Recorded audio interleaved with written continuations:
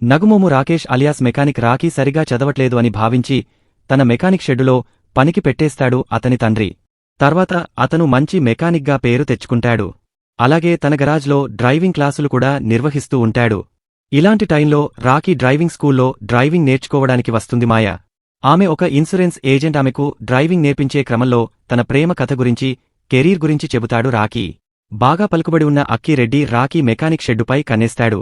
ఆ స్థలం అమ్మాలని రాకీ తండ్రిపై ఒత్తిడి తీసుకొస్తాడు. కాని అందుకు అతను ఒప్పుకోడు. బలవంతం చేసి సంతకాలు పెట్టించుకోవడానికి వచ్చిన రౌడీలని చితక్కొట్టి అక్కిరెడ్డి ఇంటికి వెళ్లి వార్నింగ్ ఇస్తాడు.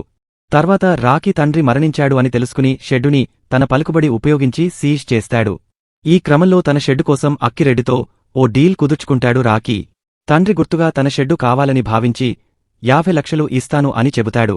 కాని అతనికి డబ్బులు అడ్జస్ట్ కావు. ఈ క్రమంలో మాయ రాకీ తండ్రి పేరుపై 2 కోట్లు ఇన్సూరెన్స్ పాలసీ ఉంది అని చెబుతుంది. కాని నామినిగా రాకీ పేరు ఉండదు. మరి అప్పుడు అతనికి ఇన్సూరెన్స్ డబ్బులు వచ్చాయా? దానికోసం హీరో ఏం చేశాడు? తన గర్ల్ ఫ్రెండ్ ప్రియా అతనికి చేసిన సాయమేంటి? రాకీ గతమేంటి అనేది మిగిలిన కథ. మెకానిక్ రాకీ చాలా సాదా సీదాగా మొదలవుతుంది. ఫస్ట్ హాఫ్లో అక్కడక్కడ వచ్చే కామెడీ కూడా సోగానే అనిపిస్తుంది. విలన్ సునీల్కి హీరో వార్నింగ్ ఇచ్చే ఎపిసోడ్ అంతా రొటీన్గానే అనిపిస్తుంది. ఇలాంటి కథ విశ్వక్ సేన్ ఎలా ఎంపిక చేసుకున్నాడు అని ఓ దశలో తలకొట్టుకుంటూ ఉంటాం. ఇంటర్వెల్ బ్లాక్ కూడా జస్ట్ ఓకే, మరీ ఎక్సైట్ చేయదు.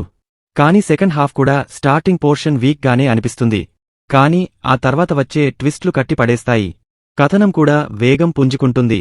అందరూ అటెన్షన్తో కూర్చుంటారు. 4 ట్విస్ట్లుంటే అందులో 3 ఊహించని విధంగా ఉంటాయి.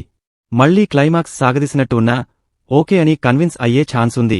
ఇలాంటి రివ్యూస్ ఇంకా కావాలంటే మన ఛానల్ని సబ్స్క్రైబ్ చేసి బెల్ ఐకాన్ క్లిక్ చేసి నోటిఫికేషన్ ఆన్లో పెట్టుకోండి.